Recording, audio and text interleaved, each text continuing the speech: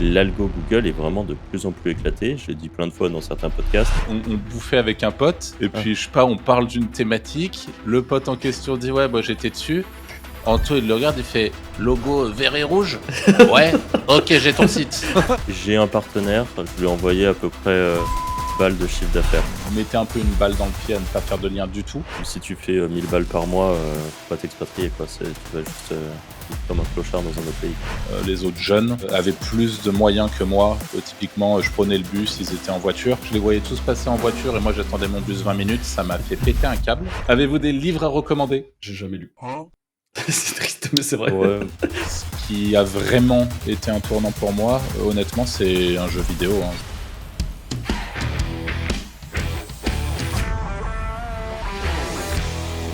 Salut à tous et bienvenue dans ce nouvel épisode du Wizard Podcast. Comme d'habitude, je suis avec Anto et Arthur. Salut les gars. Salut. Salut. Aujourd'hui, on va faire les réponses en FAQ, comme on dit, aux questions que vous nous avez posées. Donc, sur le Discord et en email, vous aviez reçu un formulaire où vous pouviez poser toutes vos questions liées au business. Et j'ai vu qu'il y avait quelques questions un peu plus perso sur nous qui étaient dedans. Donc, on répondra à tout ça. Hem, Avant de commencer, n'oubliez pas le petit like, les petites étoiles sur Spotify, le petit commentaire, tout ça, ça nous aide beaucoup et c'est vraiment très cool si vous pensez à le faire. Et dernier point, dans la description, vous avez un lien vers notre formation gratuite sur la vente de liens, dans lequel on partage pas mal de trucs, on parle de ce business de la vente de liens, on donne aussi des tips qui sont applicables dans plein d'autres business. Donc voilà, si vous ne l'avez pas encore récupéré, c'est le moment d'aller checker la description et de récupérer cette formation gratuite. Et on va partir avec les différentes questions. Est-ce que Arthur, tu veux poser la première? Ouais, pourquoi pas. Une question d'Ilianella. Est-ce que vous pensez que votre éducation a impacté votre mindset d'entrepreneur d'aujourd'hui? Ou qu'est-ce qui a bâti votre mindset actuel? Comment entretenir un bon mindset pour l'entrepreneuriat? Vas-y, Anto, je te sens bien parti là. Moi, j'estime ne pas l'avoir. Donc, est-ce que. Ne pas avoir quoi, le mindset de l'entrepreneur? Ouais, dans le sens où, pour moi, un vrai entrepreneur, c'est un mec qui va voir grand, qui va vouloir build. Arthur pense, je pense, la plus, tu vois. Genre, faire des structures, tu vois, avoir quelque chose de gros. Moi, je me vois plus comme un espèce de bricoleur du web, tu vois. Je saisis pense les que opportunités. dans ce cas-là, si tu veux que la question te corresponde plus, plutôt qu'entrepreneur, si le terme te dérange un peu, remplace ça par solopreneur. Parce que ça, pour le Ah. coup, c'est ton cas, tu l'as ce mindset-là. Ok, alors qu'est-ce qui l'a impacté? J'en ai aucune idée. Parce que mes parents sont classe moyenne, il y a rien de. Enfin, ils ont pas du tout entrepris dans leur vie. Et comment l'entretenir? Faut qu'on rencontre des entrepreneurs. C'est un Ça, peu c'est vrai, bidon, hein. mais Non, c'est vrai, c'est vrai. mais sinon, je sais pas vraiment, ouais. Je pense que ça s'est fait au fil du temps, ça s'est fait naturellement, je pense. Ok. Moi, je pense que je l'avais pas du tout au début, jusqu'à un moment, en gros, où j'étais un peu tilté d'être salarié quand même et que j'ai un gros problème avec la hiérarchie et que je pense en fait, c'est pas une histoire d'éducation parce que, ma mère et mon père ont tous les 2 lancé des business, mais ils ont jamais non plus, roulé sur l'or et ça a jamais été des trucs, qui les a fait, radicalement changer de vie. En gros, j'ai pas vu des ultra success story, niveau business. Les seuls que je connais dans ma famille, par exemple, qui sont entrepreneurs, c'est par exemple, quelqu'un qui est, menuisier ébéniste ou c'est pas des métiers où, en plus de ça, il est tout seul, il a pas Ouais, des c'est plus employés. de l'artisanat même. C'est de l'artisanat et l'artisanat, même si, dans l'artisanat, il y a des très bons entrepreneurs, qui ensuite grossissent et ont des employés et tout ça, bon voilà, tu es capé en fait. À un moment, tu peux pas Mmh. faire plus que ce que tu fais déjà, quoi. Donc moi, c'est pas une histoire d'éducation, je pense que c'était plus une histoire de, vouloir potentiellement gagner plus d'argent et surtout devoir, rendre des comptes qu'à moi-même et pas avoir des gens à qui, en gros, à qui leur rendre des comptes, sur, voilà, c'est un truc qui me gonflait, heu et voilà, donc je pense que ça a été le premier truc, donc c'est pas vraiment l'éducation. Qu'est-ce qui a bâti, du coup, le mindset actuel? C'est tout ce que je viens de dire et comment entretenir ça? Je suis complètement d'accord avec Anto, je pense que c'est, côtoyer des entrepreneurs, qui idéalement qui ont des succès, mais aussi, pas forcément en fait. Tu as aussi des Mmh. gens qui sont plus, dans le début de l'entrepreneuriat pour eux, mais qui ont des ambitions ou alors même, moi je respecte tout à fait les gens qui se disent: «Moi je veux juste gagner, je sais pas moi, 5 ou 6 000 balles par mois et pas en faire plus et tout le reste, juste je le passe comme du temps». Pour moi, bah, par exemple, on avait eu en podcast, Shubham Sharma dans un des anciens, podcasts et lui clairement il nous a dit, son objectif c'est pas d'aller chercher le plus de sous possible, son objectif c'était clairement de se libérer le plus de temps possible et donc en fait, il faisait en sorte de gagner, bien sa vie et à côté de ça, il arrête, enfin dès qu'il veut aller faire un trail ou je sais pas quoi, il part quoi. Et toi Arthur? Alors moi, je me reconnais pas mal dans la partie, où j'ai jamais trop supporté, l'idée d'avoir, quelqu'un qui me dit enfin l'autorité de manière générale, au boulot et tout, c'est vraiment un truc qui me correspond pas du tout. Donc assez rapidement, j'ai quand même, je pense même très jeune, hein, j'ai eu cette volonté de me dire que j'aurais pas vraiment de supérieur ou que ça me dérangeait. Enfin, je crois que ce truc-là est venu quand même assez jeune. Moi, un peu comme vous finalement, il n'y a pas eu d'impact, énorme, je pense, en termes d'éducation, dans le sens où mes parents, bah, mon père est freelance depuis toujours ou presque, mais mes parents sont pas des entrepreneurs dans l'âme, on va dire.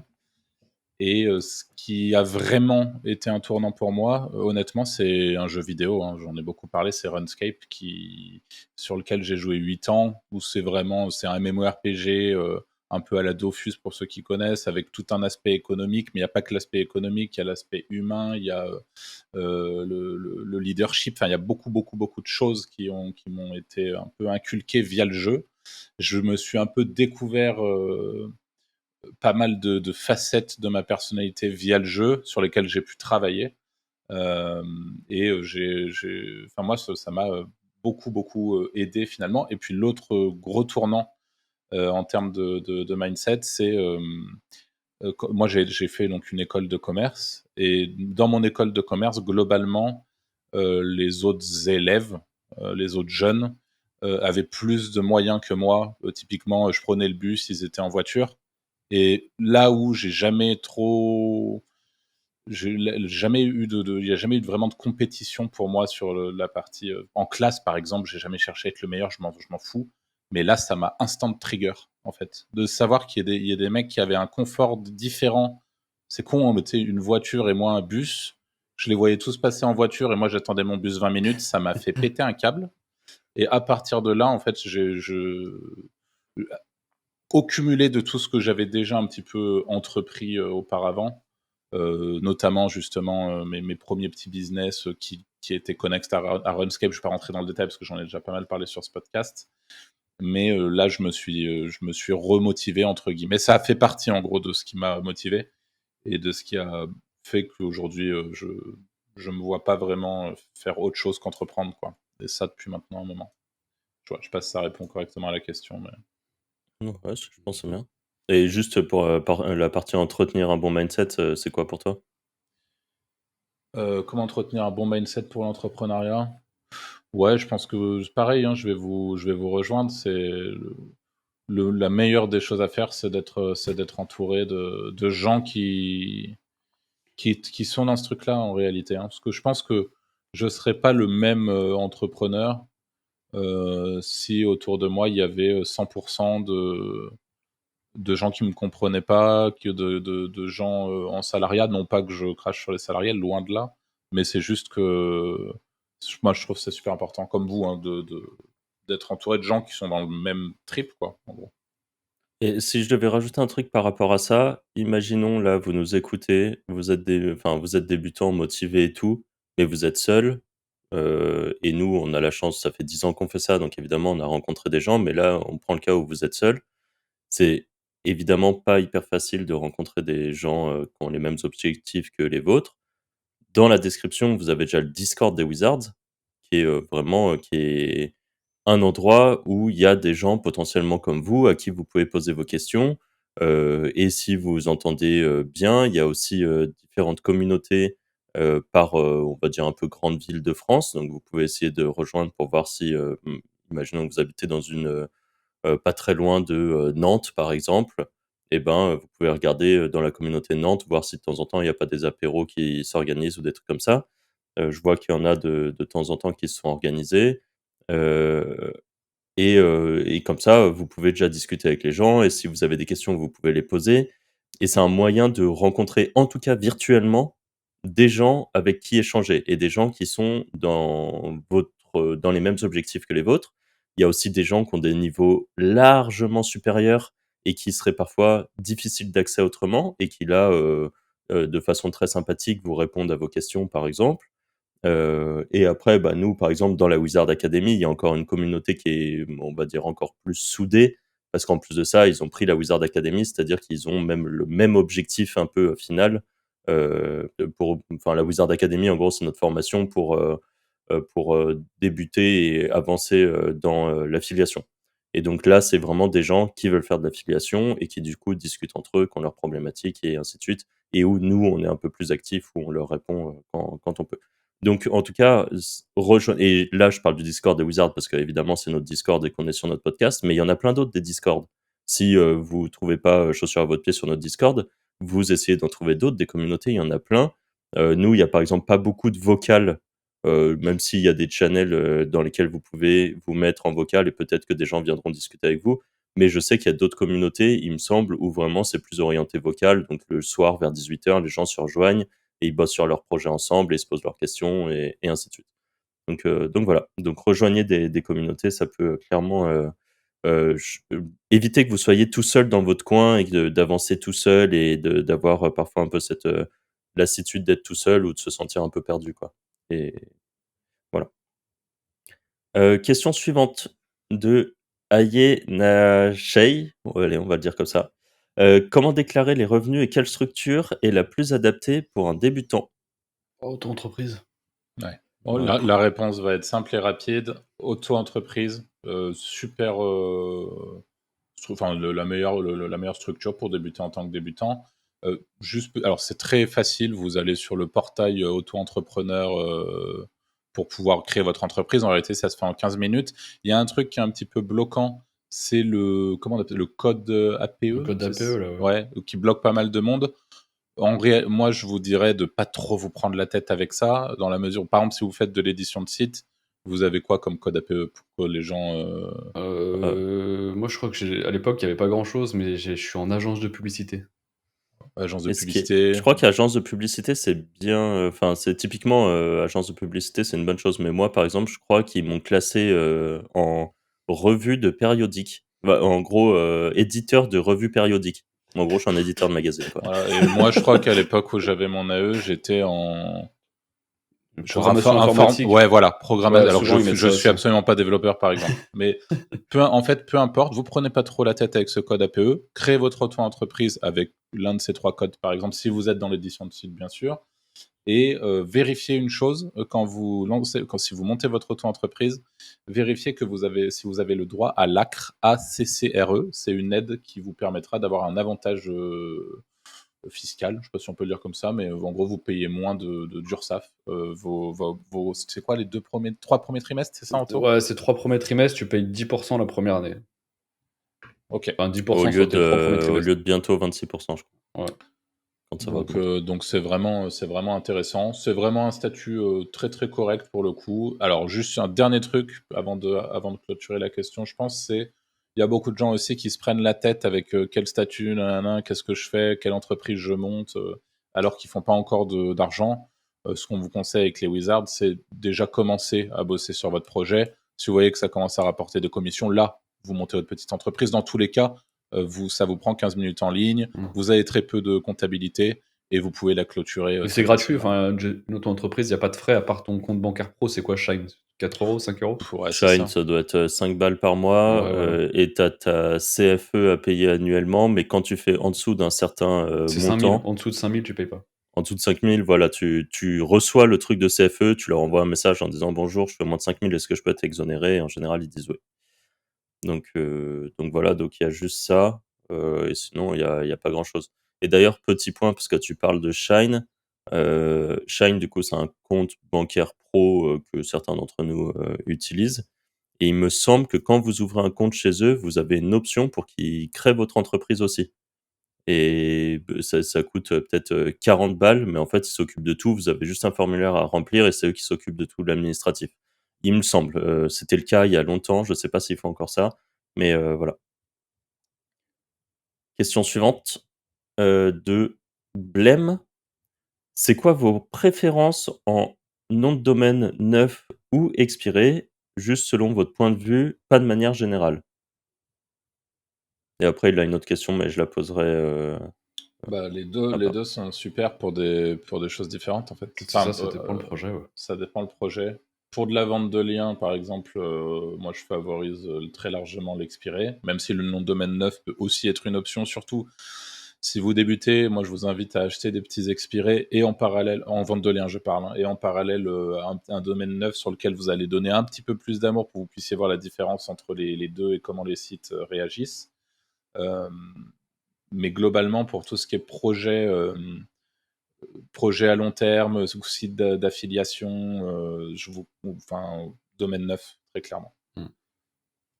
Alors, je vais mettre quand même une petite aparté à ça, parce qu'il y a quand même pas mal de gros noms de domaine expirés, mais là, on parle de très gros noms de domaine expirés qui servent à faire de l'affiliation et qui le font, très, très bien. C'est juste que la différence, c'est que il faut accepter que ça marche pas toujours et potentiellement perdre pas mal de sous. Parce qu'on parle de noms de domaine qui parfois montent à 3, 4, 5 000, voire plus. Et à 5 000 balles, quand le nom de domaine, expiré, il repart pas, bah, tu un peu désappointé.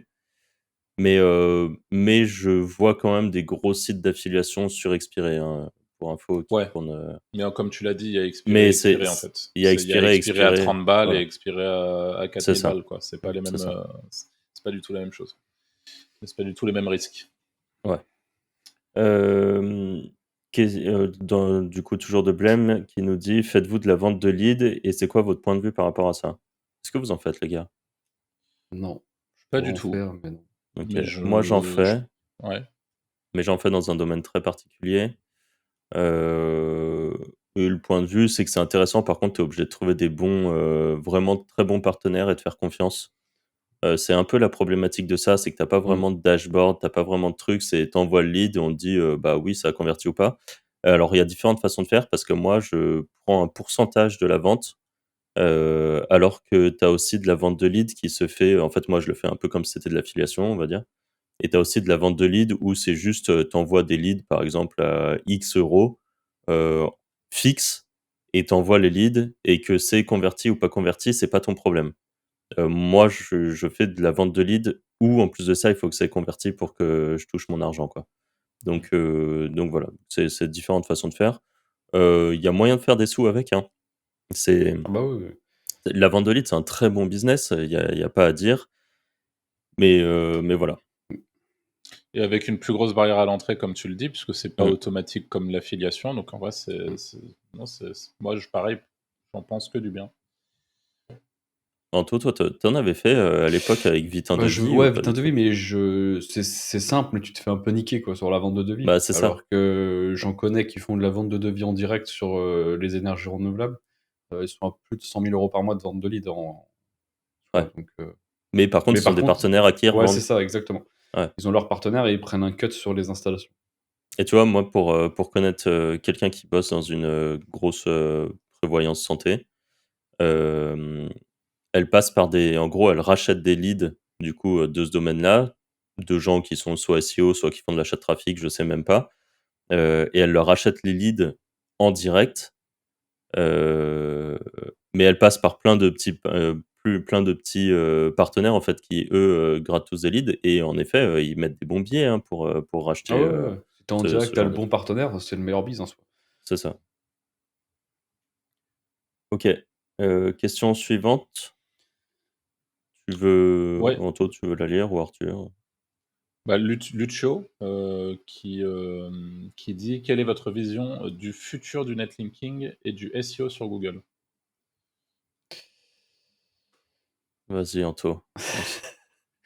Le futur du netlinking, en vrai, je dirais d'arrêter d'acheter des liens, pas ouf et d'acheter des liens sur des vrais sites, mais ça fait réponse bateau, mais de plus en plus, il faudra du lien cliqué avec des visiteurs et tout, quoi, en fait. Et C'est donc le futur, je transforme légèrement la question, mais le futur du business de la vente de liens, mais dans le sens, vraiment, très global, quoi. bah, Genre, je pense que la vente de liens, ça changera rien parce qu'en fait, il y aura toujours des gens qui achèteront des trucs pas ouf, en fait et c'est tout, il y a rien qui va changer au final. C'est juste que les gens qui sont plus aguerris, ils vont mieux filtrer et pas se faire niquer, mais sinon, il y a rien qui va changer. Voilà comment je le vois. OK. et Heu, Lucho rajoute, Franck vient enfin tester Linkfinder, crée un compte et ping-moi, je te mets des crédits, ça sera game changer, mais tu l'as pas déjà testé? Bah si, je l'ai déjà en fait, je paye mon abonnement donc Oh là là, il paye. Oh là là, il paye. C'est horrible. je suis un payeur. Voilà. Et vous avez donc Linkfinder qui est la plateforme, de Lucio et Julien. Et vous avez, en Le code description un petit Wizards. lien et le code Wizards qui vous donne, 30 je crois, Ouais, si je dis pas 30 de ouais, réduction avec le code Wizards, ouais. si jamais, donc qui est une plateforme qui permet de trouver les liens au meilleur prix, en gros, sur les différentes plateformes justement.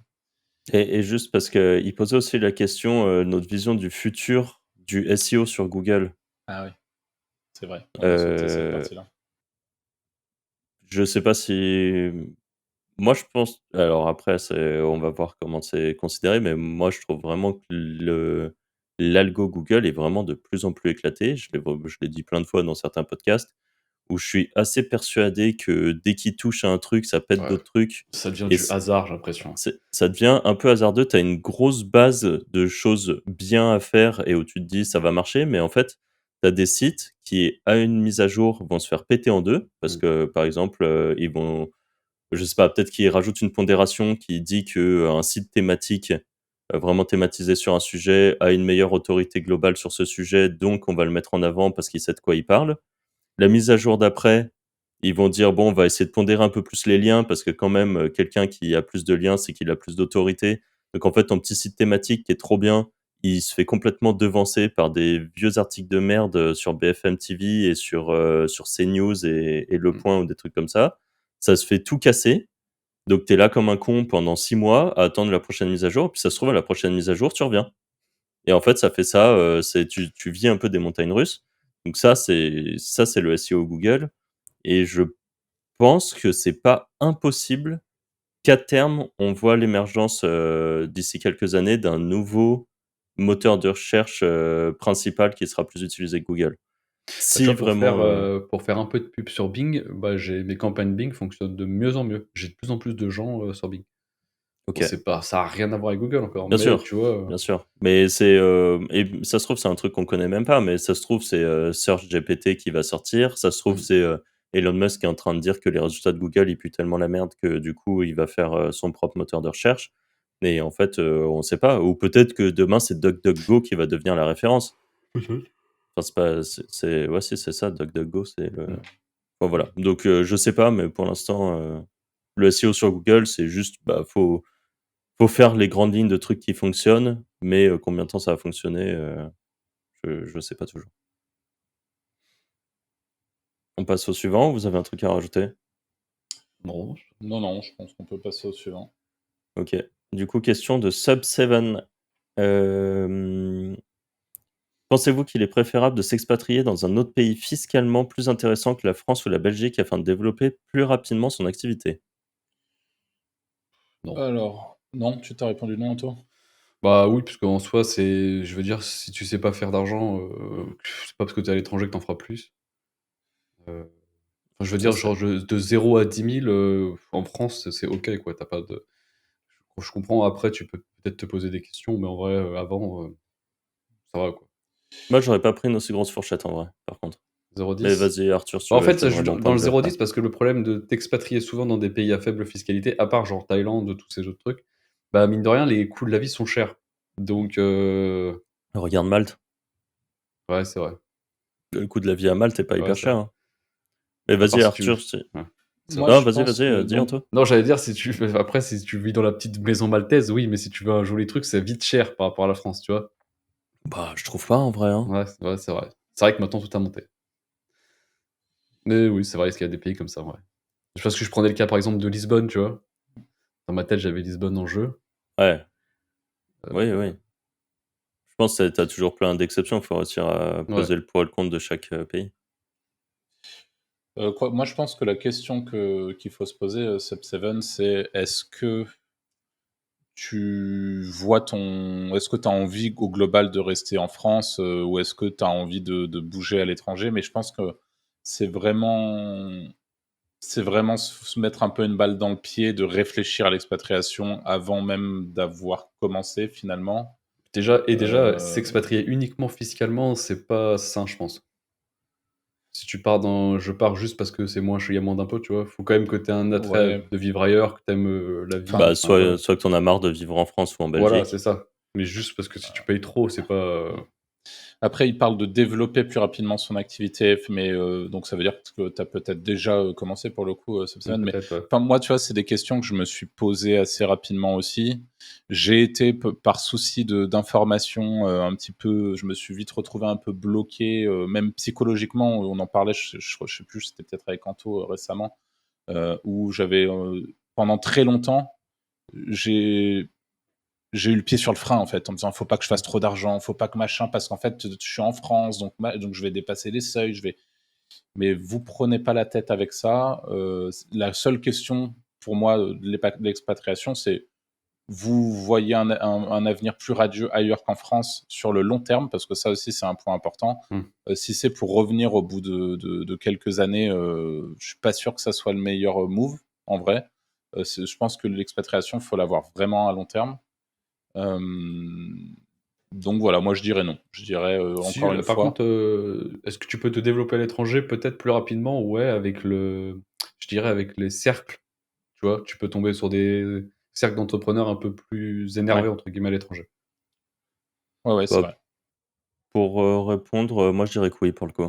Enfin, contrairement à vous, je pense que le seul cas où tu restes vraiment en France ou en Belgique, c'est si tu aimes, le pays, si, tu aimes vivre dans le pays et dans ce cas-là, en effet, ne pars pas si tu aimes l'endroit où tu es, si tu es content de voir ta famille régulièrement parce que tu habites à côté de chez eux et tout ça. Donc si en fait, comme vous l'avez dit, il faut pas partir uniquement pour l'aspect fiscalité parce que imaginons que tu pars d'un pays que tu aimes bien, pour aller dans un pays que tu aimeras moins, mais juste parce que c'est fiscalement intéressant, ta vie, perso sera de la merde et en fait, ça va te tilter et tu ne seras pas au top et ça se trouve, tu vas pas du tout développer ton biz parce que tu seras en dépression, quoi.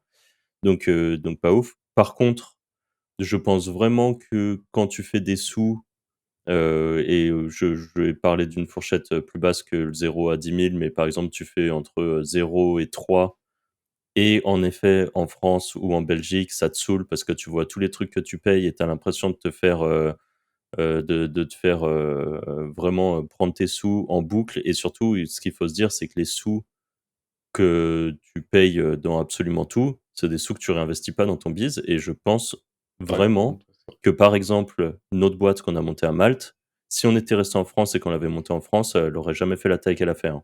Parce qu'on n'aurait pas autant recruté, parce qu'on n'aurait pas, pris des gros bureaux comme on a pris pour pouvoir mettre plein d'employés dedans, parce qu'on n'aurait pas fait tout ça, en fait. Parce que ça nous aurait gonflé et qu'on aurait été full tilté, donc voilà. À mon avis et par contre, si tu réfléchis vraiment à l'expatriation, il faut vraiment regarder, tester les pays, voir les avantages et les inconvénients parce qu'en fait, dans tous les pays, tu as des avantages et des inconvénients. On parle de Malte parce que moi, j'ai un très bon point de vue sur Malte, j'ai aimé ma vie, à Malte, j'ai aimé ce qu'on a fait à Malte et j'ai trouvé ça très pratique, très facile, enfin, il y avait plein d'avantages. Mais par exemple, si demain je me disais: «Bah, en fait, j'ai plutôt envie de partir en Estonie», parce qu'en Estonie, tu as une fiscalité qui est très avantageuse, par exemple. Bah, en fait, ce qu'il faut savoir, c'est qu'il fait genre -20 l'hiver. Est-ce que tu vas réussir à vivre ça, proprement? Ou est-ce que justement tu te dis: «Bah, en fait, le fait de payer très peu d'impôts fait que l'hiver, en fait, j'irai le passer en Thaïlande ou j'irai, le passer, sur une île, ou un truc comme ça», pour compenser, enfin pour pas être là-bas pendant la période qui est pas forcément la plus cool. Enfin voilà, et il faut vraiment réfléchir à ça. Mais moi, en tout cas, ma réponse à la question, initiale, c'est que oui, je pense que tu peux développer plus rapidement ton activité en étant à l'étranger et en payant moins d'impôts, à condition que tu aimes en plus de ça où tu vis, quoi. c'est vrai. C'est vrai que ça se défend. Il faut pas être débutant. Je pense qu'il faut pas être débutant, faut déjà faire des sous. C'est sûr Ouais. que si tu fais, 1 000 balles par mois, faut pas t'expatrier, quoi. Tu vas juste, vivre comme un clochard dans un autre pays, quoi. Question du coup toujours de Sub7. Combien de temps faut-il en moyenne selon vous pour dégager 1 500 € par mois de revenus en affiliation, adulte ou rencontre par exemple, en partant sur un nouveau projet et en étant au niveau intermédiaire en développement référencement? Un Est-ce an, que si tu bosses bien, je Ouais, dirais. j'aurais dit 1 an aussi. Ok. Toi, tu Tu dis dit quoi, quoi? toi? J'aurais dit beaucoup plus rapidement, mais parce que je connais les mots-clés, donc c'est un Ouais, peu non, mais biaisé. ouais, mais t'as pas vu la fin. C'est quand tu es intermédiaire en Ouais, développement et bah, référencement. ouais, je dirais, Donc un an, quelqu'un qui s'y met et qui vraiment ouais, charbonne, en un an, c'est sûr. Hein. Un an de focus en charbonnant, ouais, sûr et certain sur la c'est rencontre. largement sûr, par contre, ouais. Et Et toi, si jamais vous êtes vraiment malin et tout, ou alors que si en effet tu connais le truc, combien il te faut en tour, toi? Si demain tu dois faire 1500 1500, balles. bah, en 3 mois, c'est fait, hein, 8-9. Mais mais parce que par je connais contre, les mots-clés, donc c'est biaisé. toi, tu Ouais. connais les mots-clés et accessoirement et lui, par contre, a l'avantage d'être, développeur, donc à mon avis, il Ah pourra oui, faire ouais, des scripts, ouais, géoloc et des trucs comme ça. ouais. Parce que toi, tu Parce parles en géoloc, Anto, ou pas en géoloc? Non, pas en géoloc. OK. Parce que après, par contre, géoloc, dans le domaine neuf, je vais avoir les filtres. Mais parce que je connais les mots-clés, donc c'est pareil, c'est biaisé, en vrai. Et puis j'ai les monétisations, donc ça va. C'est mmh, aussi pareil. Oui, tu as aussi des meilleures affiliations que pas Ouais. mal de gens, je pense. Mmh. ouais. Mais et après on parle de SEO parce que la réalité c'est que si on parle d'autre chose, en dating, il y a d'autres moyens d'aller chercher le trafic et Là, ça va encore plus vite. voilà, je pense que ça peut aller beaucoup plus vite. OK. Question 3. Quelles sont les compétences à privilégier selon vous pour réussir en affiliation parmi le développement, le référencement, le marketing et cetera? Bah, moi, j'ai une réponse à ça, mais c'est pas celle que tu voudrais entendre, je pense. Disons que c'est un peu tout, quoi. En affiliation, le truc, c'est que si tu es, par exemple, très bon référenceur, on en connaît plein des très bons référenceurs qui font pas de sous. Parce Mmh. que derrière, leur marketing, il est éclaté, le copywriting est éclaté et personne clique sur leur lien d'affiliation.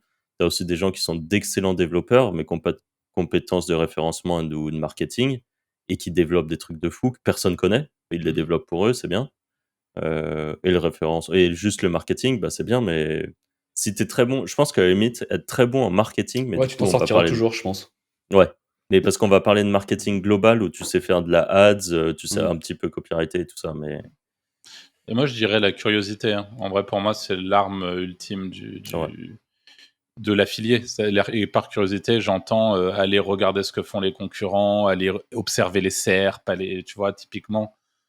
Bon, je sais qu'on le fait tous un peu, mais Anto, t'es pas avec ça, t'es complètement zinzin. Et c'est vrai que c'est une énorme force. Et quand vous aimez faire ça, vous avez un edge de fou. Donc, ouais. Anto, le psychopathe avec un Excel avec tous les sites de tout le monde là, ça fait un peu peur. Des C'est fois, attends, C'est dans ma tête. c'était quand la dernière fois où je Bah, sais pas, c'était on lundi, était. là, Oui, bah oui. ouais. On, c'était on quoi? était, on bouffait avec un pote. Et Ah. puis, je sais pas, on parle d'une thématique. Le pote en question dit, ouais, bah, j'étais dessus. Anto, il le regarde, il fait logo vert et rouge. Ouais, ok, j'ai ton site. Donc vraiment, on parle d'un truc, c'était il y a 4 ans, quoi. Il est complètement fou, le mec. Donc c'est rigolo. Avez-vous des livres à recommander qui vous ont apporté de la valeur ajoutée dans vos projets? Pas du tout. J'ai jamais lu. C'est triste, mais c'est vrai. Ouais, moi j'en ai, mais je crois que j'avais déjà montré dans un vieux podcast, mais j'ai aucune idée duquel c'est, donc si je te dis ça, ça va pas t'aider. Mais moi j'aime bien le site, pardon, le livre, Neuromarketing, le nerf de la guerre, je crois que c'est ça, ou le nerf de la vente. J'aime bien le livre de Bernays qui s'appelle Propaganda, qui est très bien pour comprendre la psychologie de foule, on va dire, et qui est hyper intéressant. Heu, voilà, je pense, j'ai ces 2 là qui me viennent en tête direct. Il y en a un rouge, je sais plus, peut-être tu l'as dit, hein, qui a une couverture Le rouge, rouge, c'est influence et manipulation. manipulation? Ouais, Ouais, c'est bien, mais enfin oui, ça fait partie des livres à lire, OK, mais je suis pas sûr qu'il ait eu un impact de fou sur moi, par exemple. OK.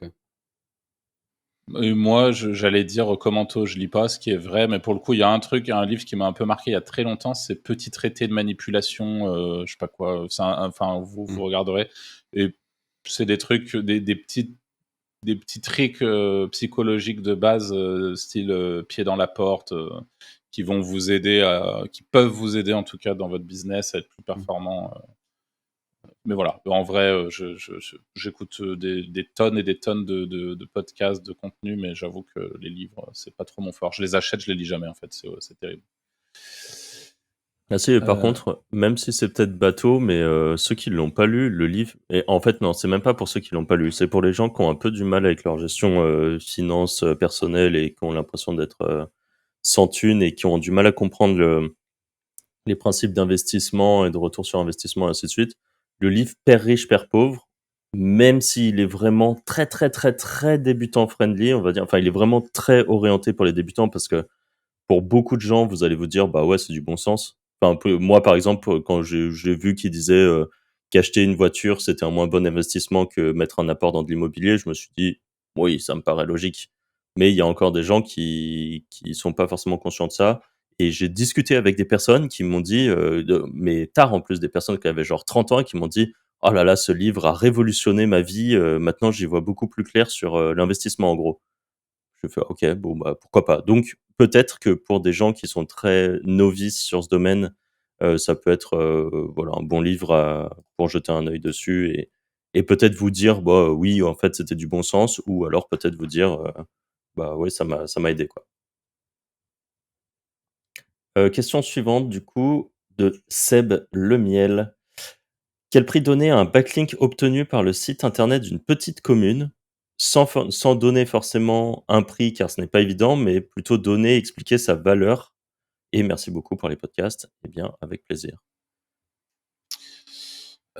c'est toi, Anto, qui avait, je t'avais proposé sur le Discord de la Wizard Academy une manière de chiffrer le prix d'un domaine expiré, je crois, il me semble, en Ouais, mais disant. moi quand je les achetais, je prenais 1 € le domaine référent et 2 € le très bon domaine référent. Voilà. C'était à peu Juste près mon parce que, histoire. en effet, nous, quand on réfléchit aux trucs de petites communes, on imagine les expis un peu de merde de mairie et tout ça.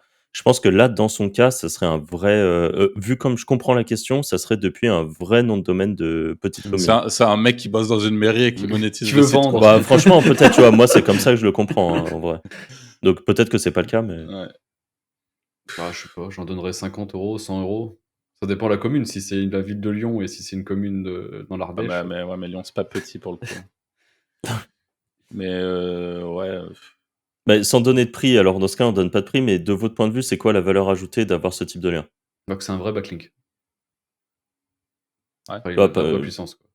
ouais, c'est ça.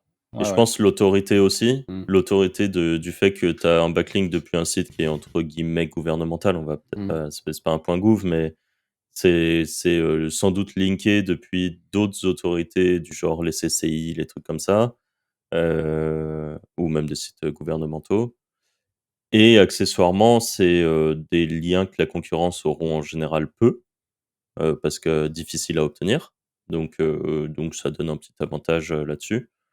Heu Je pense que c'est dans tous les cas, si tu peux obtenir un lien sans que ça soit un prix abusé, genre 1000 balles le lien, pour, la petite commune de la Creuse, si ça te coûte un petit peu de sous, c'est jamais perdu, je pense. Question suivante. Ouais. Question de, Yeka. Alors, c'est une question piège. Pour chacun d'entre vous, lequel des 3 est le meilleur en make money et pourquoi? OK. Je le pointe du doigt, là. Ouais, moi aussi, je le pointe du doigt. Non, c'est Anto, clairement, je pense, Ça hein. dépend les sujets, hein. En Ouais, make j'aurais money pur et dur, je pense que c'est le cas, ouais. moi, j'aurais dit OK. Anto aussi, ouais. OK. Ouais, parce que pourquoi Tant mieux. Anto? Parce que le make money, par définition, c'est arriver à faire de l'argent, avec, en ligne de un peu toutes les manières possibles et imaginables, en s'adaptant. Et sur la partie purement make money, ce qui a aussi des «désavantages» entre guillemets dont on parle beaucoup, c'est-à-dire que Anto, t'es un mec, tu fais des coups, tu fais des braquages réguliers, etc. Ce qui était extrêmement fort pour le faire. Mais ça tombe pas du ciel. Hein. Tu bosses beaucoup pour ça aussi depuis très longtemps. Et c'est ce que je disais un peu plus tôt, mais ta curiosité te donne un avantage de dingue et c'est pas de la curiosité où tu vois, c'est comme c'est obsessionnel, c'est une passion, je pense, dans bien des cas. Par exemple, hier, sans parler du sujet, mais j'ai montré une vidéo à Anto, il est instantanément devenu zinzin. Ce matin, il m'envoie un tool russe pour. Enfin, voilà, il y a une vraie curiosité, un vrai esprit Black Hat aussi, et qui fait que sur la partie purement Make Money, c'est à mon sens clairement le meilleur de nous trois. Tu aurais répondu quoi, toi, Anto? Tu te J'aurais serais dit auto. en affiliation et tout, c'est sûr, mais j'aurais dit par exemple en marketing pur hors affi, je pense que vous êtes meilleur. Genre faire des newsletters et tout. En vrai business, tu vois, en vrai, genre si on devrait monter une entreprise chacun et en version legit, genre faire du mailing, du closing, enfin tous ces trucs, je suis éclaté au sol, genre je suis rideau, tu vois. Ouais. Par Moi, contre, je pense que tu te sous-estimes parce que je pense que tes compétences peuvent en fait, être adaptées à un je projet chercherais toujours des mainstream. En hacks gros. et tout, tu vois. Mais Ouais, Mais je c'est pense que ça. c'est parce que ça te fait chier, non? ouais, peut-être aussi, c'est sûr. Ouais, ça Oui, te c'est vrai. stimule moins. Ouais. Mais après, je pense que là, Anto est très très bon, mais la réalité, c'est que on vit tous les trois du Make Money depuis 10 ans, donc on se Ouais. défend Ouais, pas trop c'est mal ça. tous autant qu'on est, quoi. OK. Question de Madou. Salut les Wizards, vous parliez de deepfake. Alors deepface, elle a dit deepface, mais je pense que ça doit être deepfake. Dans une de vos vidéos, quels sont les outils qui permettent d'en créer pour se faire un avatar? Merci. T'as les noms en tête, Franck? Ou Anto d'ailleurs, mais... Moi, j'utilisais un truc qui s'appelle Pinocchio, je crois. Pinocchio AI, non? Oui, c'est ça, pinocchio.computers, et t'as plein de logiciels AI open source dessus. Et voilà, c'est gratuit, il y en a plein. Et il y a des trucs de deepfake dessus. Ok. Parce que sinon, en mode débile friendly, il y a, je sais que justement tous les mecs qui font de l'OFM IA en ce moment, ils en parlent beaucoup dans les formations. Ils montrent des trucs où tu as un truc qui s'appelle genre face swap, je crois, si je dis pas de bêtises.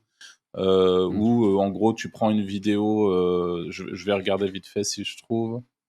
Ouais, quand je tape face swap, AI face swap, je sais plus quel est le logiciel, mais en gros vous avez des logiciels payants évidemment, c'est des SaaS où vous mettez une vidéo de base, vous mettez une image IA ou votre tête par exemple et vous pouvez prendre un concert de Justin Bieber et faire en sorte que ça soit vous qui vous avez votre tête sur le corps de Justin Bieber pendant le concert. Enfin bref, voilà. Mais le problème, c'est que pour être franc, Madou, le nom des outils, je les ai pas de tête. Mais en regardant du côté, tu tapes formation au FMIA, même si c'est un monde un peu sombre et particulier, tu trouveras ce type d'infos en fait. Les mecs font que ça toute la journée. Ils font du deepfake pour pouvoir créer leur fameux avatar de meuf IA là. T'as Donc même des voilà. tutos, justement, créer une influenceuse IA et tout. Sur Mm. YouTube, il y en a plein, hein, des tutos Oui, pour oui, ça. c'est vrai que ça aussi. Ouais. Question suivante, c'est la question de Marion qui nous dit: «Bonjour à vous 3. Si vous aviez à lancer un e-commerce, pas forcément ultra concurrentiel, quelles seraient pour vous les actions prioritaires à faire? SEO, vidéo, social media?» Et voilà. Merci pour les réponses. Moi, je ferai un joli site, parce que j'aime bien les jolis sites, avec un joli logo, un joli branding. Je mettrai en place tout le site, mais donc en vrai, je commencerai par le SEO, enfin sur des bases SEO, parce que la réalité, c'est que le e-com, je pense il y a toujours de très belles opportunités SEO, un peu plus que sur le contenu informationnel non e-com, en gros.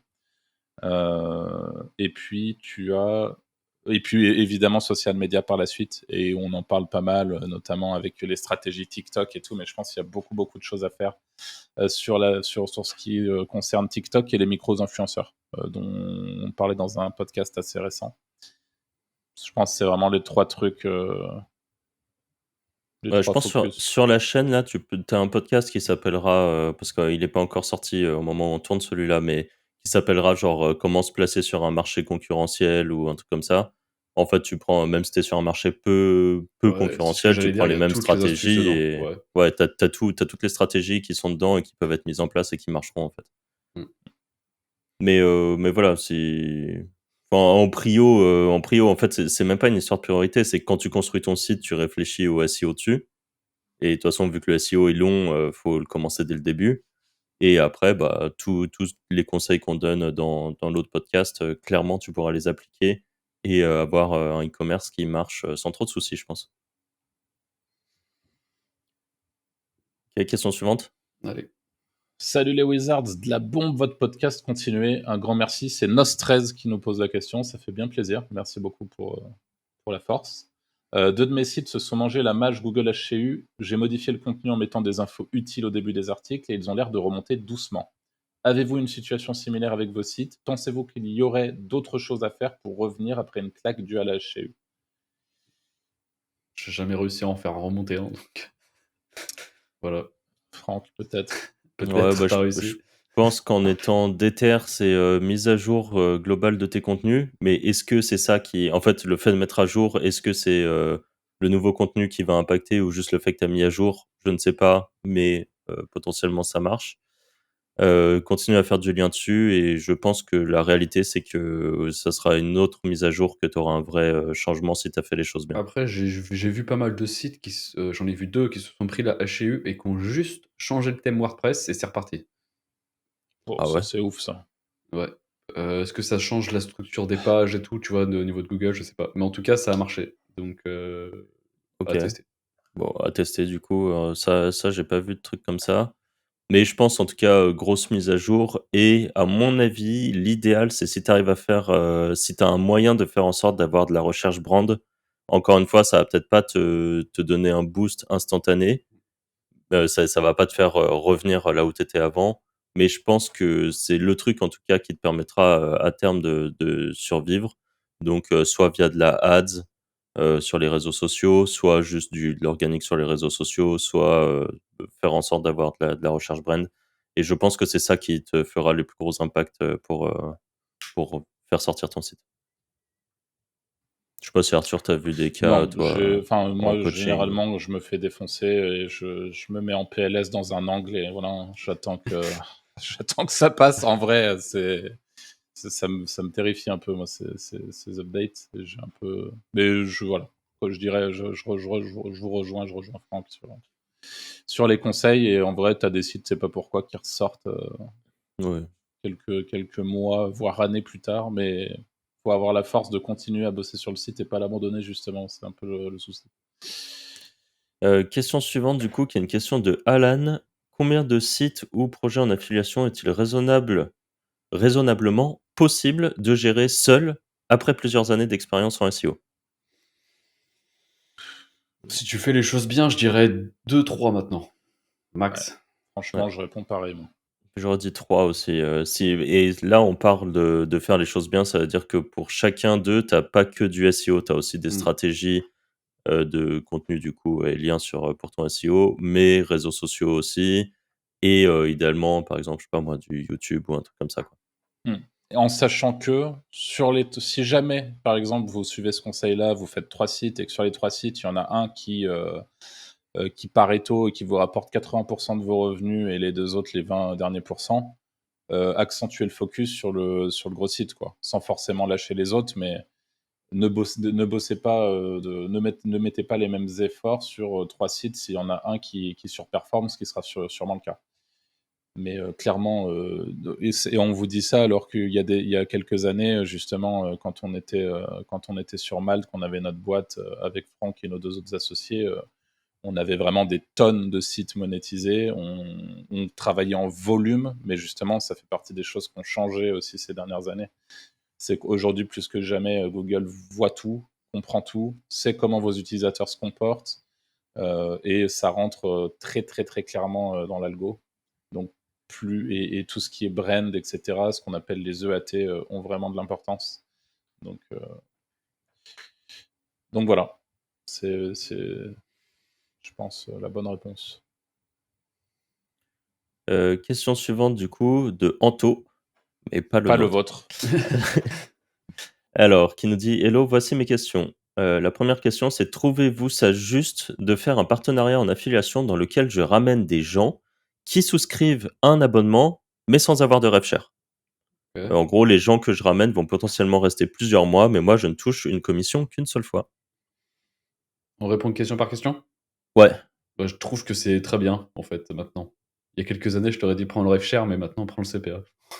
ouais, alors par contre, Ah, par contre, faut que le nuancer CPA ça, faut que le soit ouais, CPA, il soit bien. Ouais, ouais, c'est c'est ça, sûr. parce que si tu prends genre, imaginons que c'est un abonnement qui est à 50 € et que on te propose genre 10 du premier mois d'abonnement, donc tu touches 5 €, c'est éclaté. C'est vraiment, c'est même c'est irrespectueux de te proposer ça. Par contre, si pour un abonnement à 50 €, on te propose un CPA, à J genre J'aurais dit entre, 150 moi. ouais, toi, t'aurais dit 150? Ah ouais, c'est Ouais. beaucoup. Moi, j'aurais été moins. Moi, j'aurais dit justement Après, ça dépend les trucs, un tu vois? Si tu as CPA une entre rétention 50, de si 100, tu une 150. rétention de 6 mois, tu vois? 6 mois, 8 mois, 1 an, ça Au dépend le truc. au minimum, ce qui se fait généralement, c'est le prix, de Du premier l'abonnement, en mois. fait. Ouais. Ouais, c'est ça. OK. C'est vraiment le strict minimum. C'est-à-dire que si ton partenaire te donne pas ça, il est en train de t'enfourner, avec une grosse fourche. Mais ouais. La deuxième question, c'était: «Signez-vous des contrats avec vos partenaires d'affiliation?» Moi, c'est souvent les trucs, mais il y a plusieurs fois où je me suis dit: «J'aurais dû faire signer des contrats», et c'est suivant lesquels, quoi. Parce que j'en ai déjà signé, bah, j'en signe de plus en plus en vrai, sur les nouvelles régies maintenant. Enfin, ça dépend les offres, mais sur certaines offres, tu en as de plus en plus. Ah, Ouais. et je pense quand vous passez en direct, si le partenaire ne vous propose pas de contrat, faites en sorte d'en mettre un en place. Aujourd'hui, vous avez ChatGPT qui peut vous faire, qui peut un peu sauver les meubles, côté contrat. Enfin, c'est pas moi qui les Heu, fais les contrats quand je les signe ouais, aussi, mais justement, j'ai bien compris, mais quand on passe en direct, ouais, ouais. je pense que c'est quand même important et je pense qu'en fait, on est trop peu à avoir ce réflexe-là, mais que voilà, il faudrait le faire en tout cas. Hem et est-ce que c'est vrai que le rev share se fait de moins en moins? Bon, pas Non, nécessairement, pas non. nécessairement, ouais. Non, ouais, j'en vois beaucoup moi des offres en rev share, c'est juste que, perso, j'ai eu pas mal de déconvenues avec, quoi, Mmh. et des rev share qui durent depuis, tu des rev share qui ça fait 5 ans qu'ils tournent et en fait, on te les coupe du jour au lendemain, En fait, ce qui serait bon. chouette, les gars, parce que vous parlez souvent du rev share, des déconvenus et qu'en fait, la réalité, c'est que des fois, vous regrettez un peu vos deals rev share et que vous auriez préféré avoir du CPA, par exemple. Ce qui serait chouette, c'est de faire vraiment le calcul, par exemple, pour un de vos partenaires avec qui vous avez bossé en rev share et de calculer avec le nombre de leads que vous avez eu, combien vous auriez gagné en CPA et de vraiment avoir confirmation parce qu'en fait, vous avez le recul. Je vous dis ça parce que moi, je bosse assez peu en rev share finalement, mais vous avez le recul, Bah, c'est très simple. Moi, j'ai un partenaire, je lui ai envoyé à peu près, 500 000 ou 600 000 balles de chiffre d'affaires. Dans cette niche-là, la norme d'affiliation, elle est entre environ, parce que moi j'étais bien, donc là je parle d'un partenaire, hein. Donc je lui ai envoyé 600 000 balles de chiffre d'affaires. La norme aurait été autour de, heu, 30 à 40 d'affiliation. Donc on va partir sur la fourchette basse, où j'étais, à 30. Donc ça fait 30 de 500 000 de tête, je n'arrive pas à le faire. Ça fait, ah bah si, en fait, c'est logique, 150 000. c'était 150 000. 150 000, ce partenaire, en vrai, au fil des années, il faudrait que je check, mais il a dû me rapporter, peut-être, 80 000, 90, allez, peut-être 100 000, allez, on va dire 100 000, et au moment où ils m'ont coupé le rev share, ils me rapportaient en rev share 1 500 € par mois. Donc dans tous les cas, ça m'aurait pris du temps. Et juste là, on va partir du principe que j'ai pris la fourchette basse, mais en vrai, avec tous les concurrents de ce partenaire-là, je suis à 40 d'affiliation. Donc en fait, là, 40 d'affiliation, je serais monté à 200 000 de mois commission touchée. Clairement, en rev share, au final, c'était pas assez rentable. Mais en fait, si j'avais continué à toucher le rev share pendant longtemps, ce qui est un peu le truc qu'on te vend, bah, Mmh. ça aurait été rentable. Ouais. La deuxième problématique du rev share, c'est qu'au final, tu te développes moins vite parce que tu as moins d'argent au début, en fait. Aussi, ouais. Donc Mais je pense que là, on rentre vraiment dans un jeu de relationnel avec ses partenaires. Pour moi, si vous êtes sur une niche qui tamponne et que vous voulez, il faut aller rencontrer les partenaires. En fait, Mais il faut. là, ça a rien à voir. C'est que moi, ils se sont fait racheter et celui qui a racheté, Ouais, tu ouais, le c'est connais, vrai tu qu'il y le a ça connais aussi. pas et il se dit, Ouais. «Vas-y, nique en fait, ton rêve share, Après, ce qui t'as peut pas être de contrat, intéressant, je ciao». sais pas si ça se fait hors jeu d'argent, mais Et- les hybrides, quoi. Ah, c'est son ouais, dating aussi, un peu ouais. d'hybride. Mais est-ce que tu Ouais, avais mais justement un contrat avec ce non, partenaire-là? Parce que la non, parce réalité, c'est que que peut-être un contrat t'aurait protégé ah justement bah, là-dessus. ça en tout cas, ça aurait fait que j'aurais pu les attaquer en justice pour, récupérer mon argent. C'est sûr que si j'ai un contrat qui dit que tant que la marque existe, j'ai, mon rêve share, là, juste, je me suis connecté un jour et le dashboard, il existait plus et voilà, finito. Ouais, c'est ouf. Et ça, ça m'est arrivé, plusieurs fois, quoi. Et pour avoir discuté avec, d'autres gens qui sont, dans des biz similaires avec du rev share, quasi tout le monde s'est fait rouler, en fait. Mm. Parce que tu as aussi les partenaires, tu les as au téléphone, tout se passe bien, tu t'entends bien, limite tu te vois comme tu te dis en vrai et puis un jour il a des petites difficultés de paiement, tu lui dis: «OK, 1, 2, 3 mois», puis en fait après il te dit qu'il te payera pas, quoi. Puis en dating, moi, j'ai déjà eu le cas souvent, ça marche, puis après, bizarrement, ils perdent leur mids, enfin, ils perdent le processeur de paiement, puis ils te disent: «Ah bah, on peut pas renouveler, donc tous les abonnements sont perdus», puis voilà, hop, Ouais, heu, pas de chance. c'est la faute du hasard. Ouais, enfin, bah, ouais. C'est Enfin, c'est invérifiable en plus, donc bon, donc voilà. mais maintenant mon conseil, en tout cas pour des gens qui font de l'affiliation, c'est si vous pouvez prendre des gros CPA, des trucs, qui vous fait Mmh. rentrer des sous, prenez l'argent, il est mieux dans votre poche et vous arriverez forcément à le réinvestir que d'espérer que dans le futur, vous ayez des gains supplémentaires parce que vous êtes en rev share ou des trucs comme ça. C'est vraiment, c'est je pense qu'à terme, vous serez toujours, plus content de prendre des CPA et il y a vraiment une époque où je me disais: «Putain, tous les gens qui prennent du CPA ou du rev share quand ils ont le choix, je comprends pas leur move et tout». Bah, en fait, aujourd'hui, je le comprends, c'est clairement mieux, quoi. Prochaine question de Franck, pas le nôtre. Comment trouver les prochaines niches qui vont pop, exploser? Répartition de vos revenus SEO, lead gen exclusif, affiliation, network, vente de liens, parasitage média, buyers. Comment utiliser GSA pour bombarder l'acquisition de backlink? Ouh là là là là là là. Ouh là là là. Alors, comment trouver les prochaines niches qui vont pop, exploser? Ça, Google Trends. c'est Google Trends pour toi, Oh, moi, j'ai Antoine? jamais réussi avec Google Trends. Ah ben, Jamais, Google Trends, un très bonne tips, mais après ça marche sur les produits network, mais où tu tapes les produits network et sur Google Trends, tu peux avoir 24 heures, 7 jours. Donc déjà, tu peux voir rapidement si une marque va explose en temps réel et ça te donne les pays. Par exemple, si tu tapes, Keto Bodytone en français, il va te mettre, genre, record d'explosion, en Nouvelle-Zélande et bah, tu sais elle est en train de bombarder là-bas, quoi. Donc OK, tu peux voir vite les géos où ça tape, ouais, c'est assez intéressant. OK. Moi, c'est, médias, actualité, trucs comme ça, Ouais, c'est aussi, ça hein. me permet de voir, ce qui fonctionne et essayer de spy un petit peu les ads qui tournent et tout, ça aide aussi. Ouais, Voir ça. et puis la veille, moi globalement, c'est beaucoup de veille à l'international. Je tiens à préciser parce que la réalité, c'est que les Français sont vraiment pas mauvais sur beaucoup, beaucoup de choses et des fois vont même plus vite qu'à l'inter. Mais moi, j'ai toute ma veille, automatique, à l'international et c'est comme ça que j'identifie les tendances des différents secteurs sur lesquels je me positionne et c'est comme ça que je peux généralement avoir un avantage, quoi. Et La comment part utiliser de GSA pour bombarder l'acquisition de backlink? Alors aujourd'hui, je pense il y a déjà GSA pour tous les débutants qui nous écoutent, GSA c'est, un logiciel qui permet d'automatiser de manière massive la publication de liens, externes vers, l'un de vos sites. Donc c'est vraiment on est sur du black hat SEO pur et dur. C'est des techniques de SEO qui ont marché très fort, à une certaine époque et je pense qu'aujourd'hui, il y a encore 2, enfin, il y en a sans doute plus que ça parce que pour ma part, je suis pas expert, mais il y a encore quelques usages qui peuvent être intéressants avec GSA si vous l'utilisez. Moi, je pense que dans tous les cas, je me ferais pas chier avec GSA, avec les listes, les machins, les trucs, le VPS.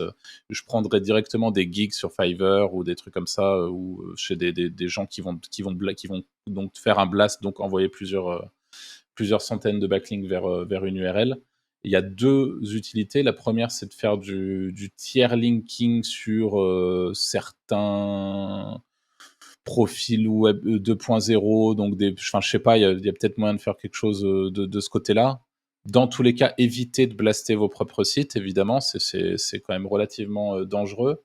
Non, blaster Heu un médium, par exemple, Voilà, blaster un parasite, je pense que ça peut clairement avoir de l'intérêt, par exemple. Et la deuxième utilité, le deuxième truc vraiment, je pense, assez broken aujourd'hui en utilisant des outils comme GSA, ça, on en avait entendu parler au Chiang Mai SEO avec Anto, c'est le fait de racheter un gros expiré. Donc, quand je dis gros expiré, c'est des expis à, je pense, 2500, 3000 balles minimum en termes de budget, quoi. Donc, dans tous les cas, en répondant à cette question, j'ai bien conscience, je suis pas en train de parler aux débutants, je suis en train de parler à des gens qui savent ce que c'est qu'un bel expiré. Et une fois que vous avez racheté l'expiré, vous le remontez tel quel. Vous phasez la home sur votre thématique. Donc, si vous êtes par exemple sur du dating, vous allez profiter de la puissance organique de l'expiré que vous avez racheté une fois qu'il est reparti. Et vous phasez la home, vous en faites un comparateur de sites de rencontres sur le mot-clé que vous connaissez. Et là, vous blastez avec rank optimisé et vous allez pouvoir tenir éventuellement quelques semaines, mois sur la SERP avant de vous faire dégager, quoi. Mais ça peut du coup être intéressant sur certaines thématiques et c'est notamment le gars qui nous avait expliqué ça, il faisait ça en casino et bon, c'est Phoenixio, c'est une des plus grosses boîtes d'affiliation du monde et ça avait l'air de pas trop mal se passer pour eux. Donc je pense que c'est les deux usages. Après, comment utiliser, pour le coup, ça c'est plus Santo qui pourra Ça fait répondre à ça. tellement longtemps que je l'ai pas utilisé, je peux pas donner de conseils. et juste sur la répartition de vos revenus, Ah ouais, pardon. SEO, Ah ouais. vous avez une, Bah, moi, c'est 100% affiliation network. ouais, moi, ça doit être 80 affiliation, 20 vente de liens, heu et Et tu en fait, j'ai des micro trucs, je dois avoir, 5 ou 10, même pas 5 de vente de leads, affiliation network, bah, en fait, j'ai quasi que des affiliations privées et vente de liens, bon, bah, c'est vente de liens sur les plateformes, quoi.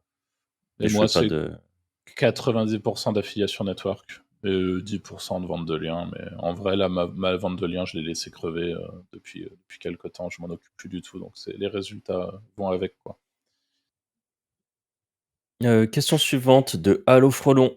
Comment refaire partir un site qui a perdu des positions sur des requêtes informationnelles, donc courbe SEMrush qui s'effondre suite à un manque de temps? Qu'est-ce que vous feriez? Est-ce que déjà, c'est vraiment une courbe SEMrush qui s'effondre suite à un manque de temps? Euh, Parce que je pense que c'est la première chose à identifier. Ça se trouve, Allo Frelon, il a mangé la chez aussi. Il n'est pas trop au courant. Il se dit que c'est parce qu'il n'a pas assez publié sur son site et tout. Donc je pense que dans un premier temps, c'est essayer de comprendre ce qui s'est passé et si tu as pris une pénalité ou pas, en gros, de la part ou une mise à jour de manière générale. Et Dans après, tous les je pense. cas, Ouais, vas-y, Franck.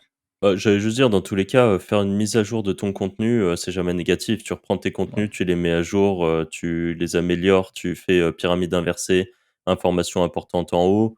Idéalement, si tu peux, rajouter, je sais pas moi, une vidéo qui est intéressante, Hmm. un quiz, un truc, pas, pas rajouter un quiz pour faire un quiz, mais par exemple, tu t'appelles, enfin ton site Allo Frelon, de j'imagine, exactement ce que tu fais comme biz. Je sais que tu nous suis depuis longtemps d'ailleurs, Hmm. je vois de temps en temps tes commentaires. Heu, Tu vois, je sais pas, mettre un formulaire où les gens commencent peut-être à pré-répondre à des questions que tu leur poserais après au téléphone. Comme ça, bon, tu as de l'interaction aussi sur ton site, ce qui est pas de l'interaction inutile, c'est de l'interaction qui est utile. Et voilà, faire des trucs comme ça, où les gens remplissent, bah, voilà, il y a des frelons, dans le coin de ma cheminée, enfin voilà, c'est Ouais. ce genre de truc. Moi, je pense que la première chose à faire quand il y a une perte de position, c'est de récupérer, donc tu vois, les mots-clés ou les pages sur lesquelles tu sais que c'était des pages qui tractaient plus de trafic et qui aujourd'hui en tractent moins. Tu identifies quel est le mot-clé principal de cette page ou quels sont les mots-clés principaux et tu vas taper la requête sur Google. Et en fait, tu vas vérifier tout simplement l'intention. Parce que la réalité, c'est que Google change aussi fréquemment d'intention de recherche pour les différentes requêtes. Donc, si ça se trouve, tu as en fait une requête que tu avais traitée il y a quelques mois, quelques années, et qui fonctionnait parce que c'est ce que Google attendait. Et en fait, Google s'est rendu compte que l'intention de l'utilisateur était différente, donc il a complètement changé la SERP en mettant en avant des sites qui la traitent mieux que toi. Donc l'objectif, c'est aussi de t'adapter à ce à quoi correspond l'intention. Vous avez alors au-delà de l'intention pure et dure et de ce que tu vas comprendre à l'œil nu, entre guillemets, en faisant une petite analyse toi-même du top 10 par exemple, tu peux aussi aller vérifier. Ça fait un petit peu partie de l'intention de recherche, mais typiquement, avec des outils d'analyse sémantique comme Serpmantix, tu peux aller vérifier le nombre de mots moyens du top 10, le nombre d'images moyens du top 10, le nombre de titres moyens du top 10. Toutes ces informations-là, elles vont permettre aussi d'identifier si ton contenu correspond à ce qui se passe dans le top 10, grosso modo. Et ça aussi, si jamais, tu peux l'améliorer, le modifier pour correspondre un peu plus aux attentes de Google. Et le gros point, une fois que tu as fait tout ça, c'est comme l'a dit Franck, la pyramide inversée qui va te permettre de remonter les infos, parce qu'il y a des fois où l'intention de recherche, c'est simplement les personnes qui cherchent une info, qui la trouvent, qui se barrent, et Google, il sait que ça se passe comme ça. Et si il la trouve pas rapidement, par exemple, tu n'y réponds pas non plus.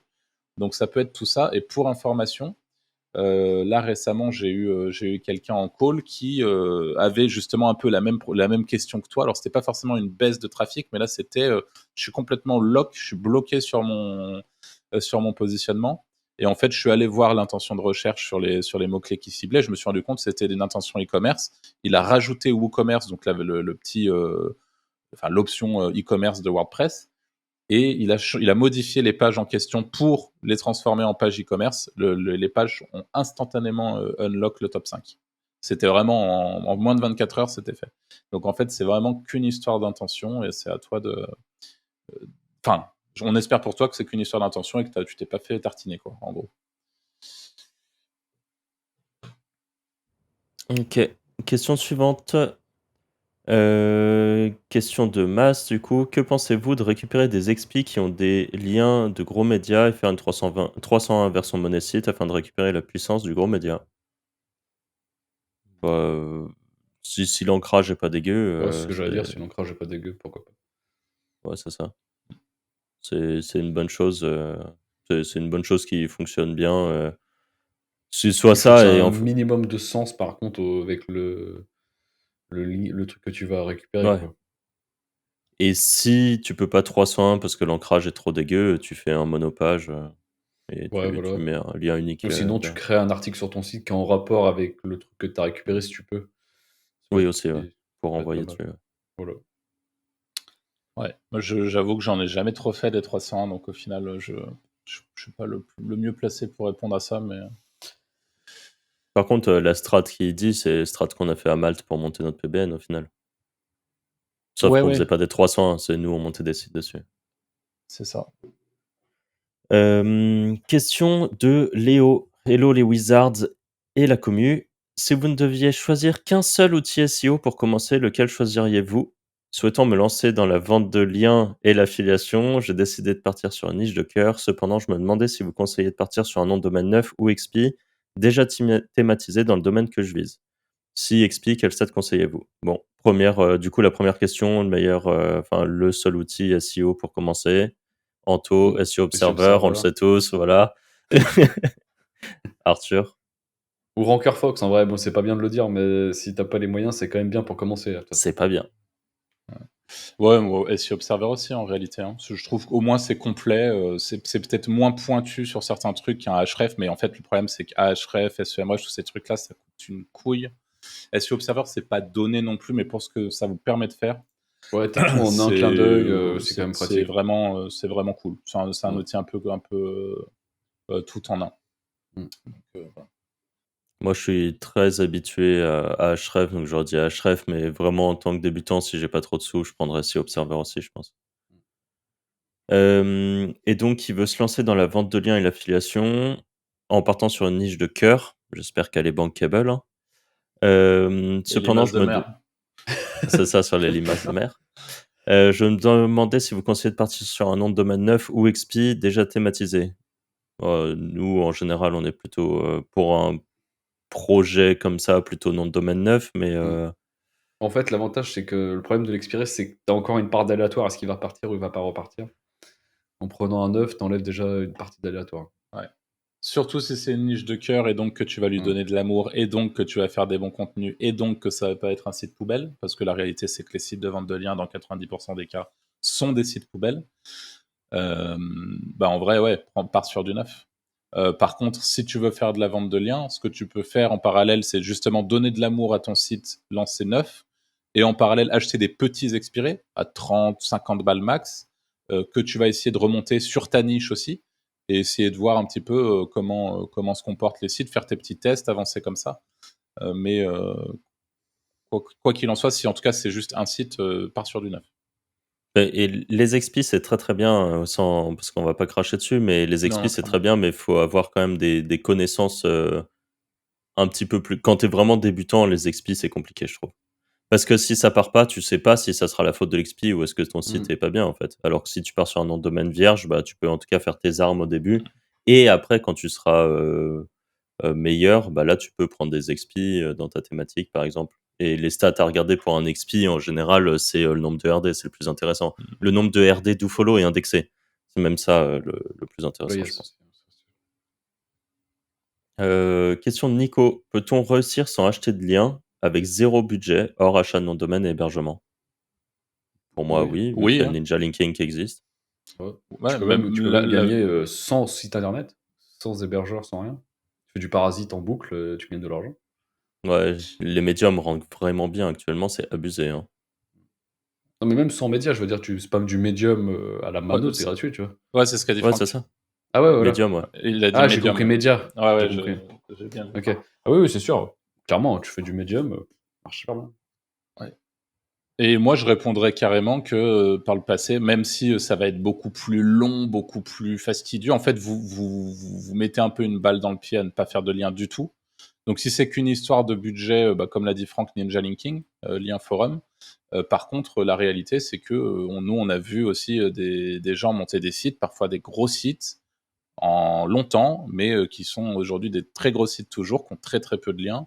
Et ça tient mieux, hein. Et ça. Ouais, ils ont l'air de passer les mises à jour, en Ouais, fait. parce que moi, j'ai des sites où j'ai pas linké et je passe toutes les mises à jour. Ouais. Donc, est-ce que c'est un hasard ou pas, je sais pas. Mais c'est long et la réalité, c'est qu'il y a aussi certaines thématiques où Tu peux pas y aller sans lien, quoi. c'est très compliqué d'y aller sans lien. Mm.